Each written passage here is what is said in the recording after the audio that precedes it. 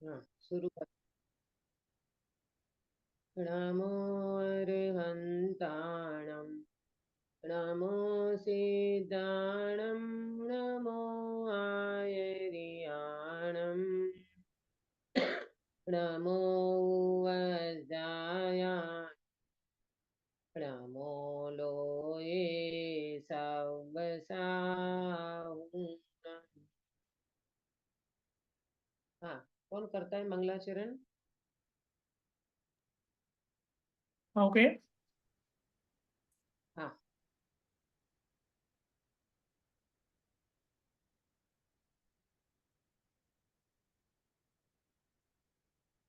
बोलो।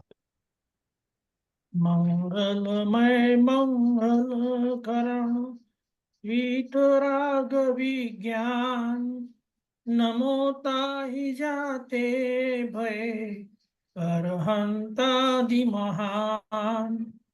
करि मंगल करि हो महा ग्रंथ करन को काज, जाते मिले समाज सब पावे निज पद राज। भव के सब दुख निके कारण मिथ्या भाव, तिनकी सत्ता नाश करी प्रगटे मोक्ष उपाव, प्रगटे मोक्ष उपाव। बहुत सुंदर मंगलाचरण आपने किया। सुबह मंगल प्रभात की मंगल बेला में हमारी चर्चा मोक्ष मार्ग प्रकाशक जी ग्रंथ पंडित टोडरमल जी साहिब की अनुपम रचना है, और इसके चौथे अधिकार के अंतर्गत हमारी चर्चा चल रही है। आज अंतिम दौर में हमारी ये चर्चा है और अंतिम हमारा आज का सेशन है। पेज नंबर 93 पे पंडित साहब अंत में मोह की महिमा बताते हुए बहुत सुंदर विवेचन किया है, जिसकी चर्चा हम करेंगे। अभी तक मिथ्या दर्शन, मिथ्या ज्ञान और मिथ्या चारित्र का विस्तृत वर्णन पंडित साहब ने किया है। जीव अगर इसको प्रॉपर पढ़ करके, समझ करके, सुन करके, विचार करके अगर निर्णय कर ले कि प्रभु अब मुझे इन बातों में, माने इन मिथ्या दर्शन ज्ञान और चारित्र में नहीं रुलना है, इन भावों में, इन इस प्रकार की परिणति अब मुझे नहीं रखनी है, मुझे तो मेरा आत्म कल्याण करना है, तो उस जीव के लिए ये चौथा अधिकार बहुत मार्मिक है। और आज अपन जो चर्चा करने वाले हैं वो मोह की महिमा। क्या गजब है पंडित साहब का चिंतन। देखो तत्व विचार की महिमा। कल का सुना होगा आप लोगों ने मेरा दोपहर का सेशन। हाँ, उसमें मैंने बोला था कि देखो तत्व विचार की महिमा। 4 प्रकार की पात्रता बताई थी। सुनने की पात्रता, विचारों की पात्रता, भेद विज्ञान की पात्रता और अभेद अनुभूति की पात्रता। ये श्रीमद राजचंद्र जी का क्वेश्चन है उसमें, कि पात्रता, विशेष प्रकार से पात्रता को रखना, तो पात्रता का स्वरूप क्या है। तो मैंने कल लिया था 4 प्रकार की पात्रता। उसमें ये वाली बात है कि जो विचारों की पात्रता जो है ना, उसमें ये बात आई थी कि देखो तत्व विचार की महिमा। मुझे तो वो बात बतानी है कि देखो तत्व विचार की महिमा। और पंडित जी यहाँ कह रहे हैं देखो मोह की महिमा। पर पंकज भाई, मोह की भी महिमा होती है क्या? मोह की महिमा करने जैसी होती है क्या? पंडित साहब बोले हाँ, मोह की महिमा भी गजब की है। तुम इन मोह में फंसे पड़े हो ना, पता ही नहीं चल रहा है कि क्या मोह तुझे कहाँ कहाँ ले जा रहा है। ये मोह की महिमा नहीं तो क्या है। बहुत अच्छा विवेचन करेंगे पंडित जी यहाँ पर। हाँ, अपन सुन के देखो करते हैं। पेज नंबर 93 मिला सभी को? हाँ दीदी। हाँ, ऐसे ये मिथ्या दर्शन आदि के भाव जीव को अनादि से पाए जाते हैं। ऐसे ये मिथ्या दर्शन आदि के भाव, काश्मीरा बेन इसमें क्या लेना? मिथ्या दर्शन आदि भाव में क्या लेना? मोह राग द्वेष के परिणाम दीदी। हाँ, मोराग द्वेष के परिणाम। और कुल मिथ्या मिलाकर कहें तो मिथ्या दर्शन, मिथ्या ज्ञान और मिथ्या चारित्र। हाँ, ये भाव लेना। मिथ्या दर्शन, मिथ्या ज्ञान और मिथ्या चारित्र। बराबर। ये कब से पाए जाते हैं? अनादि अनादि से पाए जाते हैं। इसका मतलब क्या हुआ कि नवीन ग्रहण नहीं किए हैं। इसका मतलब ये कौन सा मिथ्यात्व है? ग्रहित के अग्रहित। अक्षा बेटा, अग्रहित। हाँ, क्योंकि अनादि से, बराबर है, कंफ्यूज मत हो। अनादि से ग्रहण किया हुआ है, हमने यहाँ आकर के नया नहीं सीखा है। अनादि से जो ग्रहण किया हुआ रहता है, बताना। विपरीत श्रद्धान किसने समझाया? विपरीत श्रद्धान क्यों चल रहा है, कब से चल रहा है? बोले अनादि से चल रहा है। शरीर और आत्मा ये दोनों भिन्न है, शरीर और आत्मा। तो ये किसी ने सिखाया है क्या आपको कि शरीर और आत्मा को एक मानना है? तो दोनों भिन्न पर एक मानते हैं, इसका नाम है अद्वैत मिथ्यात्व। शरीर और आत्मा के बीच में जीव भेद नहीं कर पाता, एक ही मानता है, एक ही अनुभवता है, इसका नाम है अद्वैत मिथ्यात्व। ये कब से चला आ रहा है बीना बेन, कब से चला आ रहा है? अनादि से चला आ रहा है, अनादिकाल से चला आ रहा है ना। तो देखो पंडित जी कहते हैं कि ये जो मिथ्या दर्शन आदि जीव के भाव है, अनादि से पाए जाते हैं, नवीन ग्रहण नहीं किए हैं। ये कोई नया ग्रहण नहीं किया है। अरे आप देखो ना, एक छोटा सा बच्चा जन्मता है और जन्म होते ही, प्रसूति होते ही वो बच्चा रोने क्यों लगता है? उसको भूख लगी है, उसको रोना किसने सिखाया है? उसको दूध पीना किसने सिखाया? अरे सब अपने आप करने लग जाता है, क्योंकि अनादि काल का जीव का देह के साथ अभ्यास पड़ा है। अभ्यास बिल्कुल किया नहीं है वेद ज्ञान का, और अभ्यास पड़ा है अनादि काल का। ये सब अपने आप सीख जाते हैं। देखो इसकी महिमा, देखो इसकी महिमा माने मोह की महिमा, कि जो पर्याय धारण करता है वहां बिना ही सिखाए, जो अभी मैंने बात बताई, बिना ही सिखाए मोह के उदय से स्वयमेव ऐसा ही परिणमन होता है। एक छोटा सा बच्चा, कोई मोह नहीं कराता, अपने आप मम्मा मम्मा की पर्स होगी और उनकी फ्रेंड की पर्स होगी, तो दोनों के बीच में कैसा भेद कर लेता है, ये तो मेरी मम्मा की है, ये मेरी नहीं है। ये कैसा भेद कर, किसने सिखाया भाई? कौन सी क्लास में गया था? कोई कराटे की क्लास, कोई तुम्हारी दुनिया भर की क्लासें चलती है, वो छोटा बच्चा किसकी क्लास में गया था कि ये मम्मा की पर्स है? सिखाया किसने? अनादिकाल का, ये अनादिकाल का मोह है, मोह ने सिखाया उसको। तथा मनुष्य आदि को सत्य विचार होने के कारण मिलने पर भी सम्यक परिणमन नहीं होता।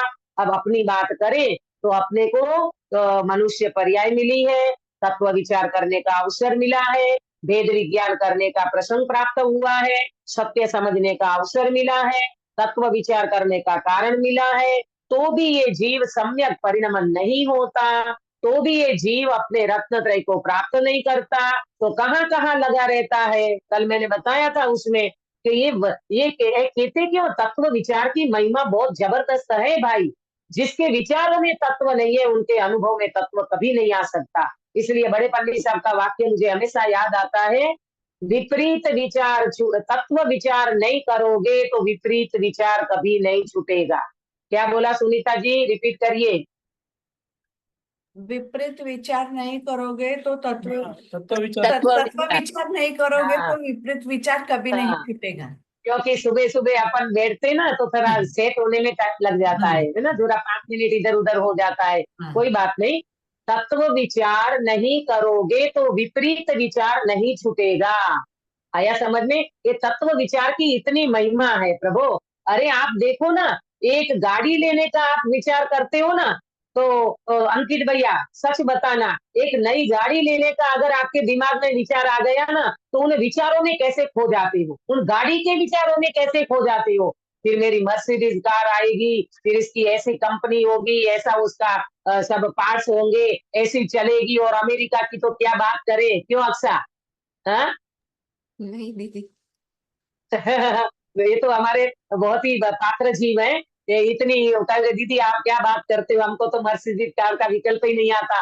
अरे मैं तो एक बात बताती हूँ कि जिन विचारों में अपन खो जाते हैं, तो उन विचारों में खोने के बाद कैसा लगने लगता है? बोलो कैसा लगने लगता है पंकज भाई? ऐसा लगता है दुनिया ही बदल गई, अब तो विचारों में चल रहा है वो। फिर भी विचार घर का हो, महल का हो, मकान का हो, गाड़ी का हो, किसी का भी हो, ऐसा लगता है। एक बच्चे की शादी होने लगती है तो माँ ऐसी खो जाती है, अरे मेरी बहू आएगी, अरे मेरे घर में तो ऐसा होगा, ये होगा ने वो होगा, ऐसे खो जाते हैं। मैं क्या कहना चाहती हूँ मालूम पंडित साहब इधर? हाजिर हाजिर हो गई है, मतलब आ ही गई है, हो जाते। हाँ पंकज भाई ने बिल्कुल अपना एक्सपीरियंस बताया। कि नहीं दीदी, ऐसा लगता है कि घर में आ गई कार, हाँ, घर में आ गई गाड़ी, जैसे ऐसा लगने लगता है। प्रभु यहाँ पंडित जी कह रहे हैं, भाई ये तुम्हें सत्य विचार का क्यों अंदर में नहीं लगता, तुम्हें तत्व विचार में क्यों मन नहीं लगता। लोग मालूम कहते हैं, दीदी आपका तो मन इतना लगता है, हमारा मन क्यों नहीं लगता, हमारा मन क्यों नहीं लगता। अरे मन लगाने से लगेगा, तुम्हारा मन वहां क्यों लग जाता है, 4 महिलाएं इकट्ठी होती है वहां तो तुम्हें दुनिया भर की बातें सूझती है, यहाँ क्यों मन नहीं लगता। अरे तुम्हें रुचि नहीं है प्रभु, तुम्हें अंदर में काम करने की रुचि नहीं है। काम करने की रुचि हो तो 14 ब्रह्मांड को शून्य हो जाना पड़ेगा। ये बेन श्री का वचन कल सुनाया था मैंने, कि 14 ब्रह्मांड को शून्य होना पड़ेगा अगर तेरी रुचि है, और तू कहता है कि मुझे तत्व विचार नहीं होता, मुझे अनुभूति नहीं होती। ऐसी बातें नहीं करना चाहिए, अपने पुरुषार्थ की कमी का विचार करना चाहिए। देखो, हाँ, सम्यक परिणमन नहीं होता। और श्री गुरु के उपदेश का निमित्त बने, वे बारंबार समझाए है। गुरुदेव श्री ने कितनी बार समझाया, क्या गिरीश भाई सुनते हो ना, गुरुदेव श्री को कितनी बार समझाया, फरी ने। अरे नहीं समझ में आए तो गुरुदेव श्री 3-4 बार फरी ने बात करे। और इतनी उनकी एक स्टाइल थी समझाने की, इतना सरल तरीका गुरुदेव श्री का। मैं तो सच में ऐसा नमस्कार कर लेती हूँ उन महापुरुष को, कि अगर वो नहीं मिले होते तो आज मुझे, मेरी बुद्धि में ये बात नहीं बैठती। मैं तो मेरी बात करती हूँ, उन गुरुदेव श्री को पढ़ करके आज जो चीज समझ में आई है ना, कहीं पर भी कंफ्यूजन खड़ा नहीं। मोक्ष मार्ग में बिल्कुल वन वे कर दिया उन महापुरुष ने। तब ये कहते हैं कि श्री गुरु का उपदेश मिला, तुम्हें निमित्त मिले गुरु, बारंबार समझाते हैं, परंतु यह कुछ विचार नहीं करता। बताओ, बिना दिन आप बताना, एक बार अपने को शरीर में कुछ प्रॉब्लम होती है ना, और अपन डॉक्टर के पास जाते हैं, ठीक है, और डॉक्टर अपने को एक बार समझाता है। डॉक्टर, वही बड़े बड़े डॉक्टरों के पास कोई टाइम नहीं होता। ये तो हमारी सीमा का नसीब कहो कि अब ये आंखों का इतना बड़ा ऑपरेशन होने के बाद वो डॉक्टर इतना बढ़िया मिला, तो हम जरा जरा सी बात भी कुछ पूछते थे ना डॉक्टर साहब को, ऐसे बड़े आराम से, जैसे एक पिता अपनी बच्ची को कुछ बोलते हो, बेटा ऐसा बेटा वैसा, ऐसे मिले वो डॉक्टर, बिल्कुल सीमा के मतलब उम्र अच्छी खासी वाले उनके पिता के समान। तो कहने का मतलब ये है कि जब अपन डॉक्टर के पास जाते हैं, बड़े डॉक्टरों के पास टाइम नहीं होता, और उनका टेचस होता है कि वो इतनी बातें भी नहीं करते। मालूम, डॉक्टरों की भी एक गंभीरता होती है, उनका एक ऐसा पद होता है कि चलते फिरते ऐसे किसी से बातें नहीं करते बड़े डॉक्टर। तो कहने का मतलब ये है कि जब हम डॉक्टर के पास अपने दर्द को लेकर के जाते हैं, अपने रोग को लेकर के जाते हैं, और उनका डायग्नोसिस वो डॉक्टर करके जब अपने को कुछ समझाते हैं, गिरीश भाई बताना कैसे सुनते हो उन बातों। हाँ, एकाग्रता से सुनते हैं।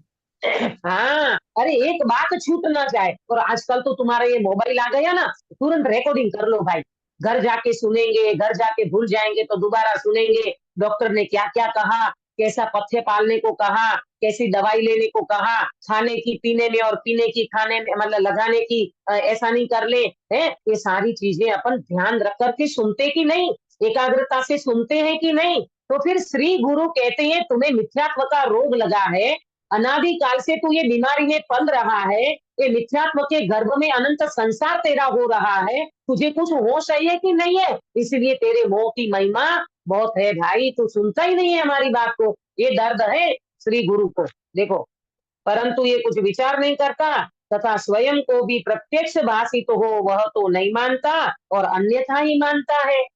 प्रत्यक्ष भाषित है, प्रत्यक्ष भाषित है प्रेमलता जी, कि ये शरीर, और ये शरीर बिल्कुल श्मशान में राख हो जाएगी, 200 ग्राम राख करके उड़ जाएगा, मिट्टी में मिट्टी मिल जाएगी, धरा का धरा पर धरा रह जाएगा।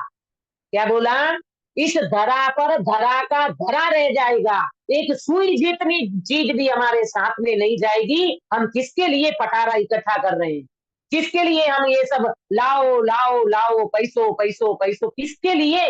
लेकिन नहीं समझ में आती ये बात। ये कहते हैं जहां सत्य समझना होता है वहां समझता नहीं है, जो प्रत्यक्ष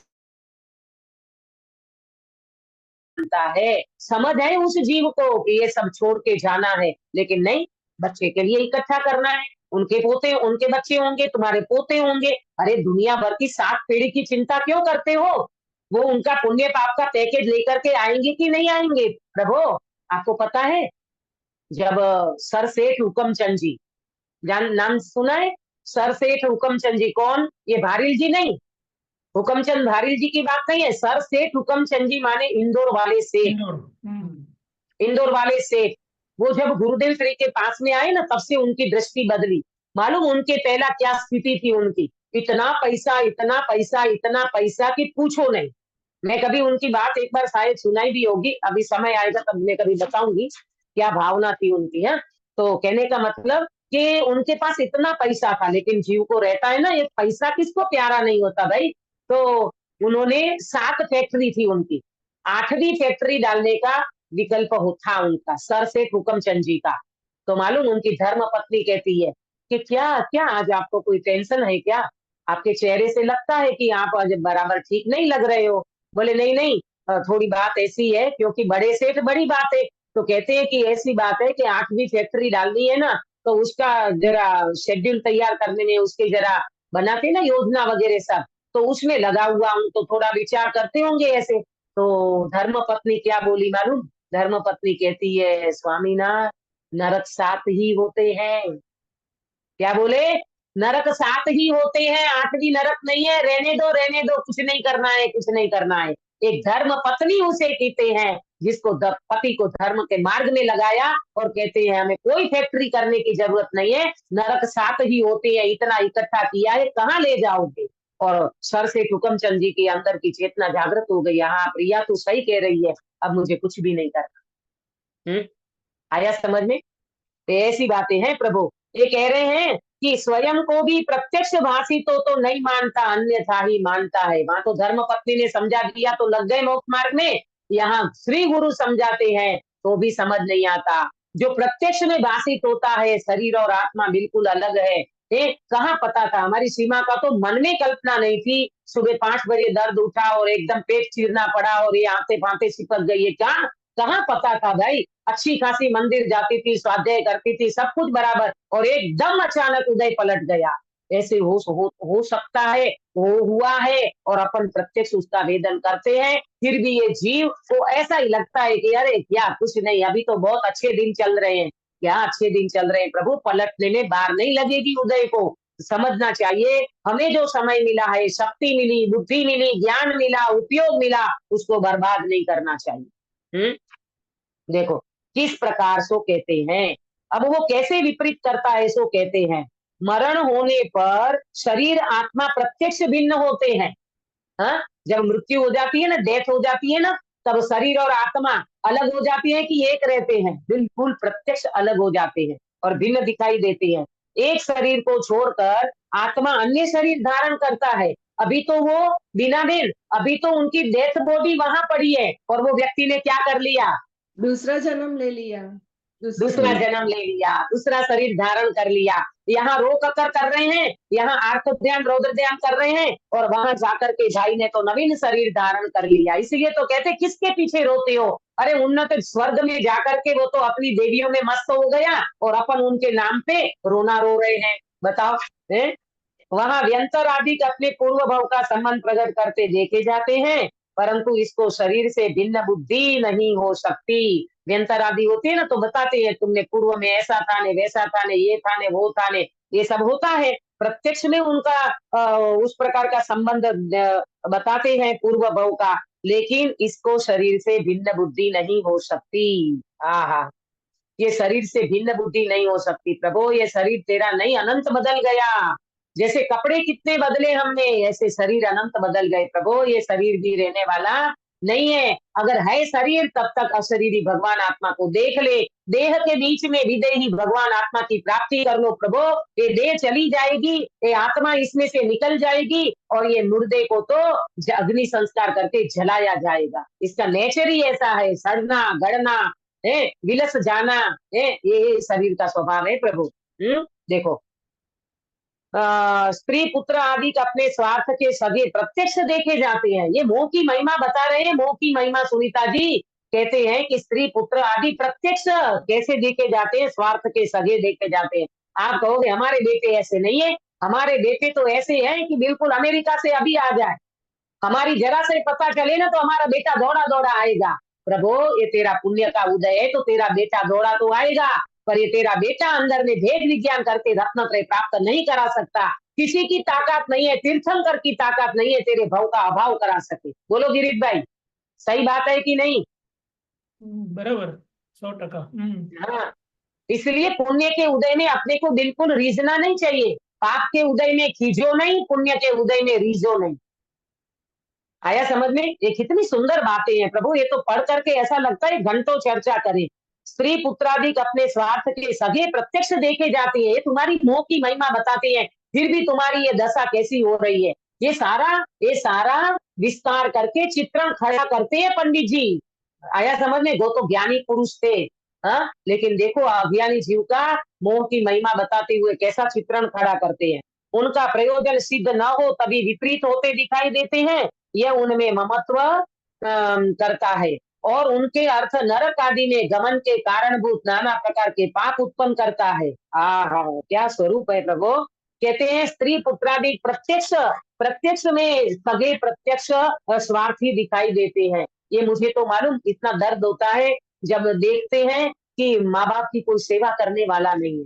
हाँ, जिन बच्चों को माँ बाप ने जन्म दिया, बड़ा किया, पालन पोषण किया, ये सब कुछ किया, आज वो बच्चे कहते हैं हमारे पास टाइम नहीं है। बहुत पैसा होगा तो बाई रख लेंगे, बहुत पैसा होगा तो काम वाली बाइयां, नर्सें फरसे ये सब रख लेंगे, लेकिन अपने हाथों से जिन माँ ने तुम्हारी पोती साफ की है, उन माँ का बिस्तर में पड़ी है, उन माँ का कुछ करने को तैयार नहीं है। कैसा स्वार्थी संसार, और हम क्यों मरे जा रहे हैं इन बच्चों के पीछे। आपको पता है, मैंने शांतिनाथ गौ का पूर्व भाव बताया था एक बार। शांतिनाथ के पूर्व भाव में एक बात थी कि पुत्र के राग में अपने भाव बिगाड़ लिए, और पुत्र ने जाकर के किसी बाई काम करने आती थी उनसे शादी कर ली, और बाद में पता चला कि माता पिता ने तो सुसाइड कर लिया, और जैसा पता चला बेटे को वैराग आ गया और वो जीव मोक्ष में लग गया। बताओ क्या है ये संसार का स्वरूप, हम किसके लिए मरे जा रहे हैं। सबको छोड़ो अपने भाग्य के ऊपर, बिल्कुल नहीं, मुझे मेरा आत्महित करके जाना है। तुम्हारा जो होगा तुम्हारे भवितव्य के ऊपर है। हमने अपना कर्तव्य तो बजाया है राग के बीच में, उतना तो तुम करके ही जाओगे पंकज भाई। बोलो, आपके बेटे और बेटी के लिए कितना छोड़ के जाओगे, उनको कभी जिंदगी में तकलीफ नहीं होने वाली, इतना तो तुम्हारे पास है। लेकिन अब आत्म कल्याण करने के विचार में लगना चाहिए कि प्रभु अब मेरी उम्र हो गई, अब तो मुझे आत्म कल्याण करना है। बोनस के दिन चल रहे हैं, अब कहाँ लगे अपन भाई। देखो, यह उनमें ममत्व करता है, और उनके अर्थ नरक आदि में गमन के कारणभूत नाना प्रकार के पाप उत्पन्न करता है। वो गुरुदेव से सुनाते थे ना, 2 भाई थे और वो एक दूसरे के लिए वो अंडा खिलाता था, और फिर नरक में वो असुर कुमार बना, वो नारकी बना, उसको पीट रहा है, उसको मार रहा है, तो कहता है तू ऐसा क्यों करता है। अरे तुमने खिलाया था ना मेरे को, तुमने अंडा खिलाया था ना मेरे को, मनुष्य भोमे में था तब। ऐसी ऐसी बातें गुरुदेव सुनाते हैं। अपने को तो राग में पता नहीं अपन क्या क्या खिला दें, ऐसा बच्चों के प्रति राग उमड़ता है माँ को कि नहीं बेटा आलू की सब्जी खा ले, अरे इसमें कुछ नहीं है, गाजर का रस पी ले, तेरे अंदर में विटामिन की कमी है। वाह भाई, एक घैया बेल होती है, उसके कौन से विटामिन खाते हैं बताना जरा।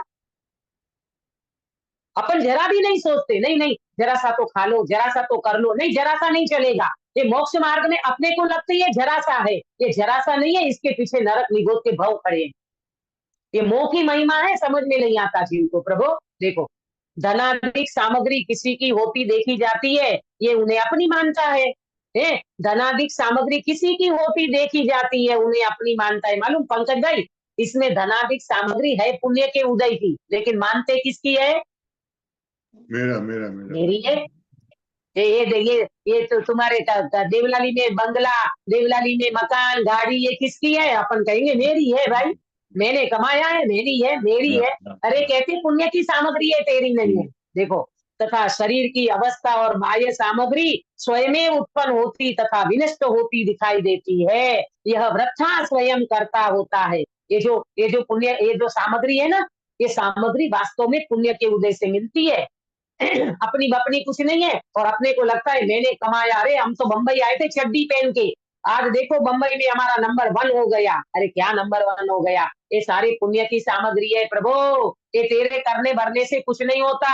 और शरीर की सामग्री भी स्वयं नष्ट होती दिखाई जाती है, और स्वयं स्वयमेव उत्पन्न होती दिखाई जाती है। मालूम कई बार ऐसा होता है, मुझे भी कई बार एक बार बहुत थोड़ा समय हो गया, यहाँ दर्द उठा था। ऐसा दर्द उठा था कि ऐसा लगता था कि पता नहीं, एक्सरे निकाला तो कुछ ऐसा आया नहीं। तो ऐसा लगता है क्या करो, धरासना का लेप लगाया, ये किया, वो किया और कुछ काम नहीं आया। अपने आप 6-12 महीने में अपने आप ठीक हो गया। ये कह रहे हैं, शरीर की अवस्था और बाह्य सामग्री स्वयमेव उत्पन्न होती है तथा विनष्ट होती दिखाई देती है। स्वयं उत्पन्न होती है, स्वयं सुरक्षित होती है और स्वयमेव विनष्ट होती दिखाई जाती है। तुम्हारे करने धरने से कुछ नहीं होगा, ये तुम्हारे पुण्य के उदय से आता है।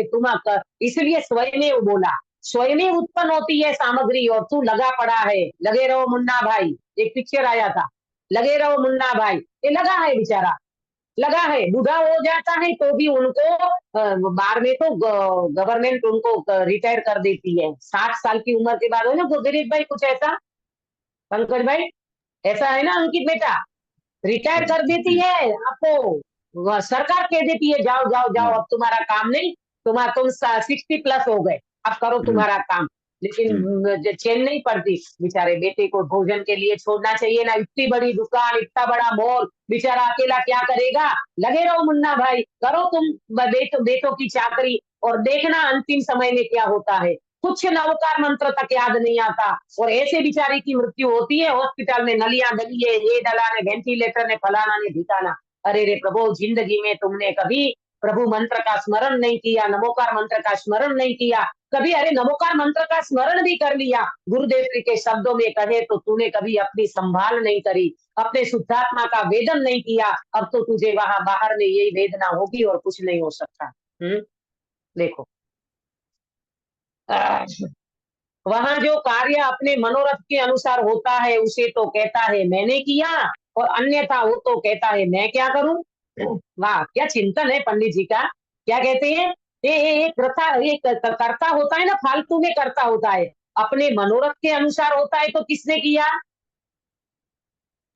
मैंने किया, मैंने किया है। और अन्यथा हो जाए तो मैं क्या करूं। ऐसे महिलाएं बहुत करती है ऐसा, लेडीज में बहुत होता है ऐसा। रोटी अच्छी बन जाए और भोजन अच्छा बन जाए तो क्या लगता है, ऐसा बेटा आज तो मैंने बनाया है, और भोजन थोड़ा सा वो हो जाए, मतलब रोटी बोटी जल गई, अरे वो तो देरानी ने किया, मैंने थोड़ी ना किया, मैंने नहीं किया, उनने किया, उनने रोटी बनाई, थोप देते तुरंत उनके ऊपर। लेकिन हम तो करता, हम अच्छा बने तो मैं करूं और बुरा बन जाए तो, नहीं तो कह दो बुरा बन जाए तो ऐसा ही होना था, मैं क्या करूं। शरीर में रोग आ गया, मैं क्या करूं। अरे तुम तो बॉडी को मेंटेन कर रहे थे ना भाई, तुम तो नेशनल पार्क की गार्डन में रोज घूमने जाते थे ना, और तुम्हें पैरालिसिस कैसे हो गया, मैं क्या करूं। वाह रे वाह, ये बॉडी को मेंटेन करने वाला, इसको तो पूरी ताकत लगाने वाला, एड़ी से चोटी तक ताकत लगाने वाला पुद्गल के परिणाम में तुम कुछ नहीं कर सकते। लेकिन ये बुद्धि हमेशा बैठती नहीं है ना, ये बातें तो समझ में नहीं आता। प्रभु अकर्ता बनो, ज्ञाता दृष्टा रहो, किसी का परिणाम में कोई चेंज करने वाले तुम होते कौन हो। कोई कुछ नहीं कर सकता। जैन दर्शन कहता है, अन्य दर्शन कहता है भगवान की मर्जी के बिना पत्ता नहीं हिलता, और जैन दर्शन कहता है तीर्थंकर 24 तीर्थंकर मिलके कर नहीं, अनंत तीर्थंकर मिल करके भी एक पत्ता हिला नहीं सकता। ये जैन दर्शन का परम अकर्ता स्वभाव। बोलो, समझो तो समझ जाओ, नहीं समझे तो भगवान भी नहीं समझा सकते अपने को। देखो ऐसी बात है, मैं क्या करूं, ऐसा ही होना था, अथवा ऐसा क्यों हुआ, ऐसा क्यों हुआ, मैंने तो ऐसा सोचा ही नहीं था, मैंने तो ऐसा विचारा ही नहीं था। अरे भाई, तो तेरी सोचने से और तेरे विचारने से होता क्या है, वस्तु का परिणाम विचार। परंतु या तो सर्व का कर्ता ही होना था या अकर्ता रहना था, सो विचार नहीं है। पंडित जी कहते या तो तू पूरा कर्ता बन जाता, फिर काम बिगड़ जाता है तो ऐसा क्यों हुआ, ये क्यों कहता है, तू करता बनना, मैंने बिगाड़ा मैंने सुधारा, तो वहां तो फिर नहीं वो मंजूर नहीं है। काम बिगड़ जाए तो ऐसा क्यों हुआ, और काम सुधर गया तो मैंने किया, ये तेरी बुद्धि कैसी है। या तो तू सर्वथा कर्ता बन जा या फिर अकर्ता रे, वो विचार कुछ नहीं है, मोह की महिमा है प्रभु, और कुछ नहीं है। देखो, तथा मरण अवश्य होगा ऐसा जानता है। अब मरण की बात करते हैं, ये सारी अभी ये तुम्हारी प्रॉपर्टी, सामग्री, शरीर, ये सब बातें कर दी। अब मरण की बात करते हैं। मरण अवश्य होगा ऐसा जानता है, परंतु मरण का निश्चय करके कुछ कर्तव्य नहीं करता। बोलो गिरीश भाई, क्या कर्तव्य है आपका? मरण तो होगा, मृत्यु तो आने वाली है, कर्तव्य क्या है जरा बताना। पंडित साहब का, आदरणीय बड़े पंडित साहब का एक कर्तव्य नाम का पाठ है, कभी पढ़ना चाहिए इन पाठों को। आत्महित ही करने योग्य, रत्नात्रय ही प्रगटने योग्य। अपने को क्या कर्तव्य लगता है मालूम सुनीता जी? हमारे 2 बच्चे हैं, 2 बच्चों की हमने शादी कर दी, उनके घर पे बच्चे हो जाए तो उनके बच्चों को थोड़ा बड़ा कर दे और बस फिर हम देवलाली जाएंगे और फिर आराम से अपनी साधना करेंगे। हमने हमारा कर्तव्य कर लिया। लगता है ऐसा? ऐसा लगता है ना? लगता है ऐसा? नहीं लगता ऐसा थोड़ी है। हाँ, अरे हम माँ बाप है तो हमारा कर्तव्य है कि नहीं? बोलो परम कर्तव्य क्या है? मनुष्य पर्याय में आना, और ये कर्तव्य तो मालूम तुम्हारा राग कराएगा ही कराएगा। तुम कितना भी सोचो, तुम्हें आएगा ही आएगा राग। बच्चा भले अमेरिका में बैठा है, एक फोन नहीं आता तो ऐसा लगता है आज तो अंकित का फोन ही नहीं आया, आज तो अक्षा ने बातें ही नहीं करी। बोलो लगता है कि नहीं? हाँ, ये मोह की महिमा है प्रभु, ये लगेगा ऐसा। पर यहाँ पंडित जी ये कह रहे हैं कि भाई समय होते मृत्यु भी आने वाली है, मरण अवश्य आएगा, पर मरण का निश्चय करके कुछ कर्तव्य करता है कि नहीं? प्रभु ये देह छूटे इनसे पहले देह दृष्टि छोड़ दूं, रत्नत्रय की प्राप्ति करके जाऊं, अपने आत्मा का वेदन करके जाऊं, अपने भगवान आत्मा का अनुभव करके जाऊं। ऐसा अगर तूने कर्तव्य नहीं किया तो भाई मृत्यु तो आएगी और आएगी, और एक न एक दिन ये शरीर को छोड़ करके तुम यहाँ दुनिया को छोड़ के चला जाएगा।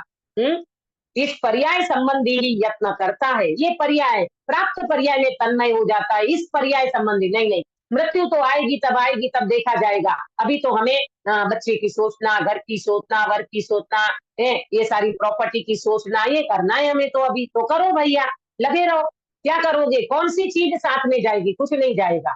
तथा मरण का निश्चय करके कभी तो कहता है मैं मरूंगा और शरीर को जला देंगे। बातें तो इतनी बड़ी बड़ी करता है कि मैं मर जाऊंगा फिर मेरे शरीर को जला देंगे। कभी कहता है मुझे जला देंगे, कभी कहता है यश रहा तो हम जीवित ही हैं। अरे भैया यश बहुत बड़ी बात है, मेरा जगत में इतना बड़ा यश है। एक भाई आते हैं मेरे पास, वो हमेशा अपनी सुनाते हैं। अपनी सुनाते मतलब नाम नहीं लेती मैं किसी का। वो हमेशा ये कहते हैं अरे दीदी आपको क्या पता हमारी समाज में हमारा क्या नाम है, हमारे बाप दादा की क्या खानदानी है। हमारा एक आप जरा सा नाम लो ना, फला फला भाई, पूरी बम्बई जानती है हमको। वाह रे भैया वाह, पूरी बम्बई क्या पूरा विश्व तुझे जान ले। तूने अपने को जाना कि नहीं अंकित बेटा? आया समझ में? तूने अपने को जाना कि नहीं? अपने को नहीं जाना तो पूरा मनुष्य भाव तेरा ऐसा ही चला गया। और सुनना बिना बेन, सुनना ध्यान से, जो जीव अपनी आत्मा को नहीं जानता वो जगत में सबसे बड़ा अपराधी है। क्या बोला? रिपीट करना। जो जीव अपनी आत्मा को नहीं समझता वो जीव बड़ा अपराधी है। हाँ, तो ये अपराधी रहना है कि निरपराधी होना है? निरपराधी होना है। हाँ, निरपराधी होना है तो अब लगो अपने आत्म कल्याण में। आप कहोगे दीदी हम तो लगे हैं, हमको वास्तव में और सही में पात्र जीव हैं, हम तो दोनों को देखते हैं। इतना मतलब कहना ये चाहिए कि इतना कुछ होने पर भी, पुण्य का उदय होने पर भी, संपत्ति होने पर भी व्यक्ति को अगर अपना भगवान याद, आत्मा स्वभाव याद आता है तो वो व्यक्ति वास्तव में भाग्यशाली है, भगवान बनने की तैयारी कर रहा है। देखो क्या कहते हैं, कैसे कैसा करता है ये। कभी कहता है यश रहा तो हम जीवित हैं, कभी कहता है पुत्रादिक रहेंगे तो मैं ही जीऊंगा। हाँ, मेरे बच्चे रहेंगे ना, मेरे बच्चे जीवित हैं तो मैं जीवित हूँ। अरे क्या हो गया तेरे को भाई? ये मोह की महिमा है। तेरे बच्चा जीवित रहेंगे तो तू जिंदा रहेगा क्या? इस प्रकार पागल की भांति बकता है, कुछ सावधानी नहीं है। ये पागल की भांति बकता है, किसकी महिमा? ये मोह की महिमा प्रभु, मोह की महिमा। मोह की महिमा में क्या पागल बकता है, कुछ पता ही नहीं है, कुछ होश ही नहीं है, कोई सावधानी नहीं।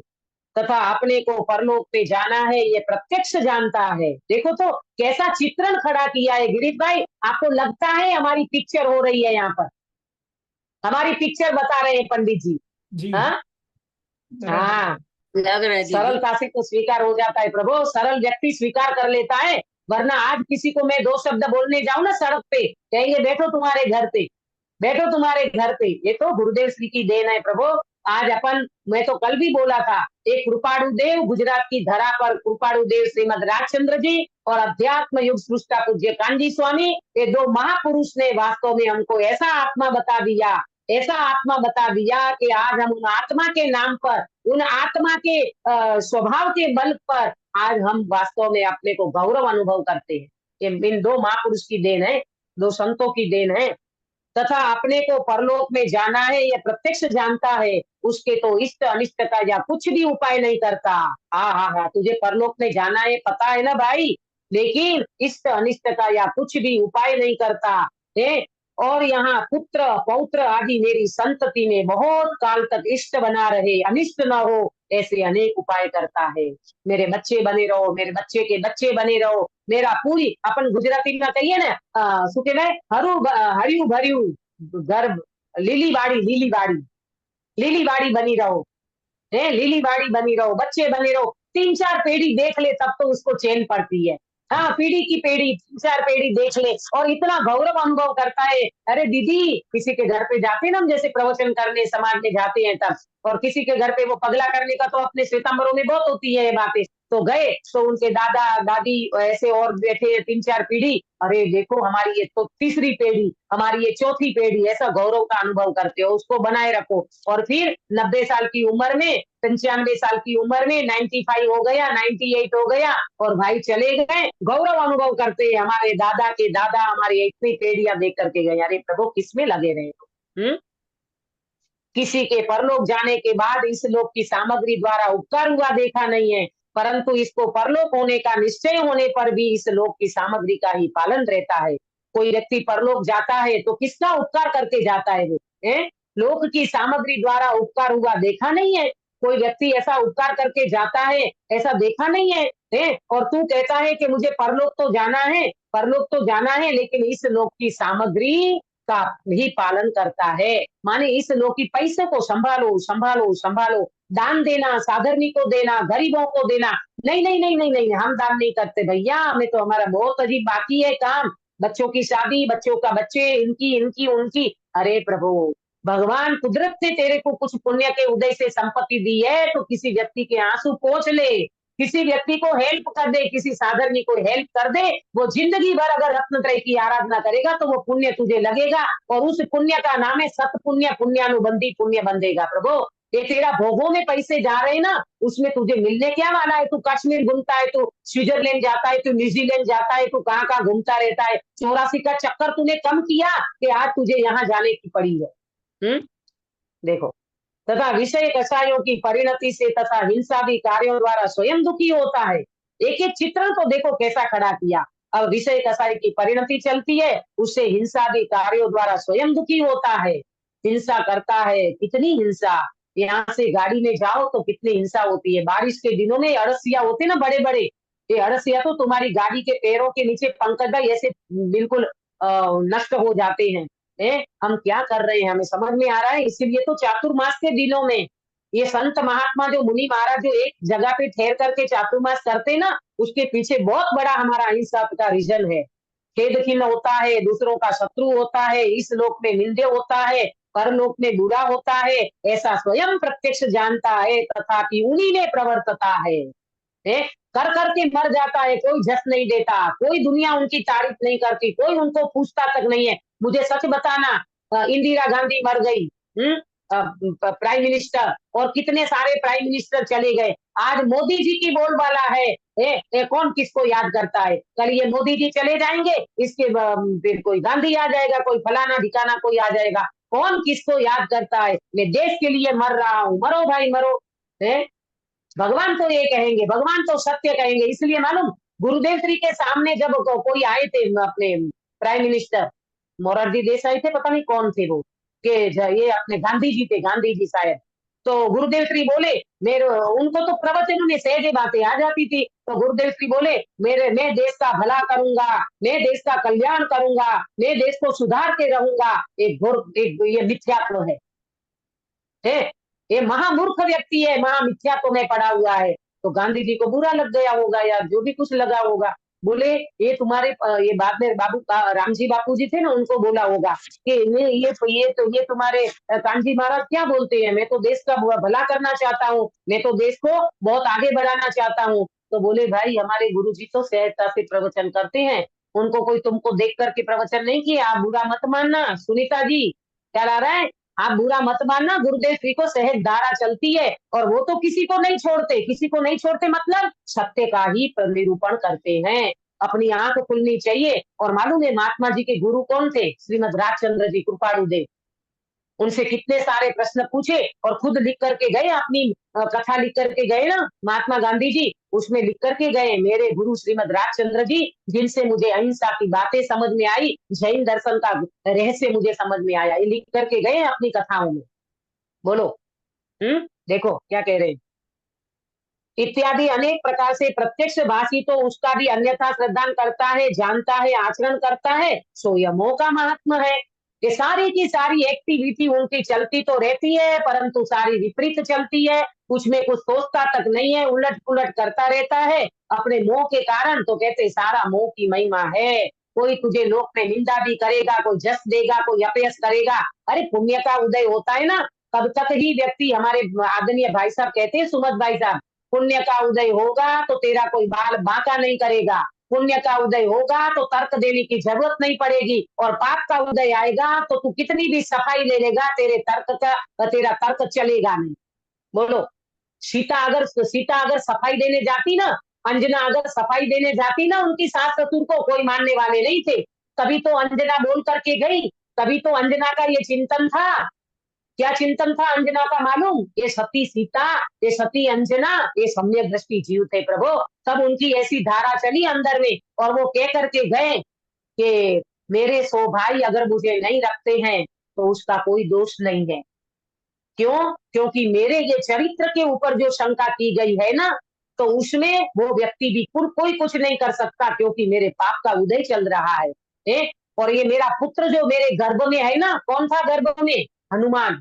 ये मेरा पुत्र जो गर्भ में है ना, तो उसको उसका जहां जन्म होने वाला होगा ना, उस जगह को और उसको, उस क्षेत्र को और उसके परिणमन को कोई रोक नहीं सकता। परंतु आज वर्तमान में जो मेरा उदय चल रहा है, इसमें किसी की चलेगी नहीं। ये मुझे सिद्धांत भगवंतों से समझ में आया है। बोलो, है हमारी अक्सा ऐसी सोच? हाँ, नहीं चलती ना अपनी ऐसी सोच के पीछे। टाइम पे नहीं चलती है, पता है पर चलती नहीं है। पता है पर चलती नहीं है। अब पता है तो चलने का प्रयास कर लेना चाहिए कि नहीं प्रभु, हम तो ऐसा ही विचार करेंगे, हम तो ऐसे ही सोचेंगे, नहीं तो ये तत्व ज्ञान का क्या फायदा? हम उस पे लगा दे, उस पे लगा दे, इनने ऐसा किया, इनने ऐसा किया, इनका दोष और मैं निर्दोष। नहीं, બધા जीवो भगवान से, બધા जीवो निर्दोष परमात्मा से, ये बात अंदर में चलनी चाहिए। देखो, इस प्रकार ये जीव, समय भी हो चुका, इस प्रकार ये जीव अनादि से मिथ्या दर्शन ज्ञान चारित्र रूप परिणमित हो रहा है। कब से? अनादि से। मिथ्या दर्शन, मिथ्या ज्ञान और मिथ्या चारित्र, इसी परिणमन से संसार में अनेक प्रकार का दुख उत्पन्न करने वाले कर्मों का संबंध पाया जाता है। ये जो परिणमन चल रहा है ना, उसमें अनेक प्रकार का दुख उत्पन्न करने वाले कर्मों का संबंध पाया जाता है। कर्म और ये राग द्वेष के परिणाम, कर्म और ये मोह राग द्वेष के परिणाम के बीच में निमित्त नैमित्तिक संबंध है। इसी के कारण ये जीव दुखी होता है। यही भाव दुखों के बीज है, अन्य कोई नहीं। यही भाव माने काश्मीरा बेन, यही भाव माने कौन से भाव? दुख के बीज।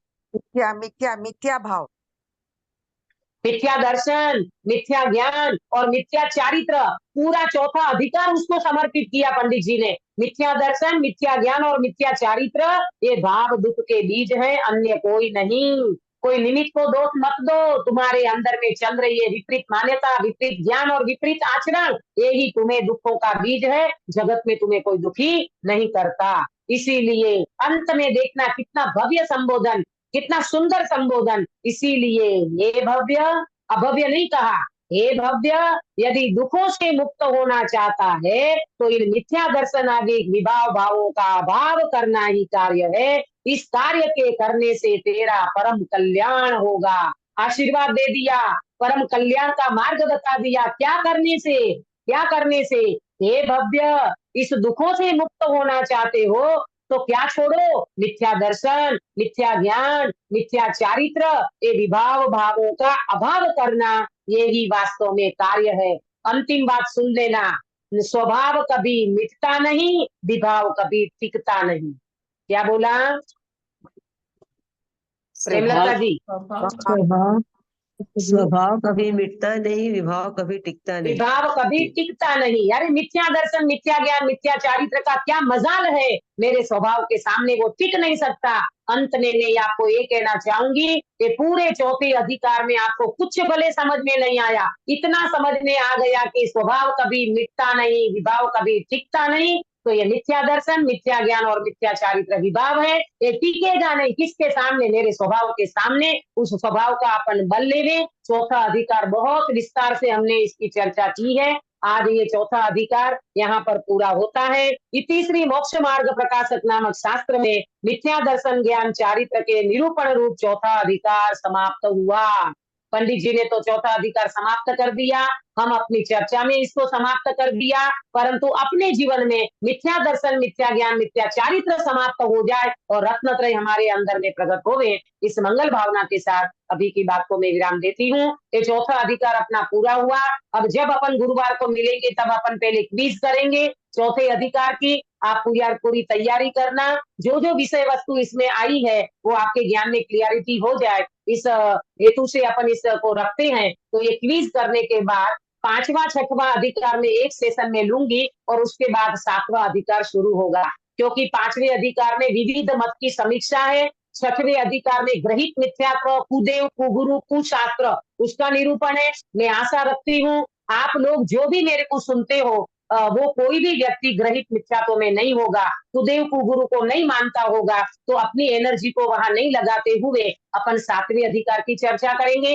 पांचवा और छठवा अधिकार में एक क्लास में आपको उनका मुख्य मुख्य बातें बता दूंगी, ताकि अपना सातवां अधिकार भी आगे शुरू हो जाए। बाकी आपको पढ़ना हो तो पांचवा पूरा पढ़ना, छठवा पूरा पढ़ना, रया सया आपका कहीं भी ग्रहित मिथ्यात्व हो तो वो निकल जाएगा। चर्चा तो बहुत पंडित जी ने एक एक चीज को खोल खोल करके बताया है, परंतु इतना समय अपन लगाए, इससे अच्छा तो ये विविध मत की समीक्षा है, अन्य दर्शनों की बात है, उसमें सबकी गलतियां निकाली है। दिगंबर श्वेतांबर किसी को नहीं छोड़ा है उन्होंने। श्वेतांबर दिगंबरों को तो सातवें अधिकार में लेंगे।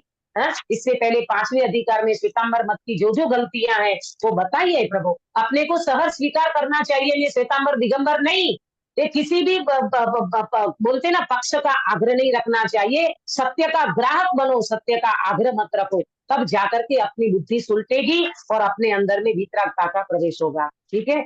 निज निधि निज में बताई कहे अनंत उपकार है, इसके लिए जिनवाणी माँ को वंदना सतवार है, वंदना सतवार है। काश्मीरा मेल काय सर कराओगे? हाँ दीदी। नमो हरियंताणम, नमो सिद्धाणम, नमो हरियाणम, नमो उवज्जायनम, नमो लोहे सव साहुणम। नमो हरियंताणम, नमो सिद्धाणम, नमो हरियाणम, नमो उवज्जायनम, नमो लोहे सव साहुणम। नमो हरियंताणम, नमो सिद्धाणम, नमो हरियाणम, नमो उवज्जायनम, नमो लोहे सव साहुणम। नमो हरियंताणम, नमो सिद्धाणम, नमो हरियाणम, नमो उवज्जायनम, नमो लोहे सव साहुणम। नमो हरियंताणम, नमो सिद्धाणम, नमो हरियाणम, नमो उवज्जायनम, नमो लोहे सव साहुणम। नमो हरियंताणम, नमो सिद्धाणम, नमो हरियाणम, नमो उवज्जायनम, नमो लोहे सव साहुणम। नमो हरियंताणम, नमो सिद्धाणम, नमो हरियाणम, नमो उवज्जायनम, नमो लोहे सव साहुणम। नमो हरियंताणम, नमो सिद्धाणम, नमो हरियाणम, नमो उवज्जायनम, नमो लोहे सव साहुणम। नमो हरियंताणम, नमो सिद्धाणम, नमो हरियाणम, नमो उवज्जायनम, नमो लोहे सव साहुणम। नमो हरियंताणम। बोलो अंतर्व मुद्राधारी सर्व जिनेन्द्र भगवान की जय जय हो। हो। नित्य बोधिनी द्वादशांग जिनवाणी माता की जय जय हो। हो। तीन कम 9 करोड़ सर्वे वितरागी महामुनि राजों की जय जय हो। हो।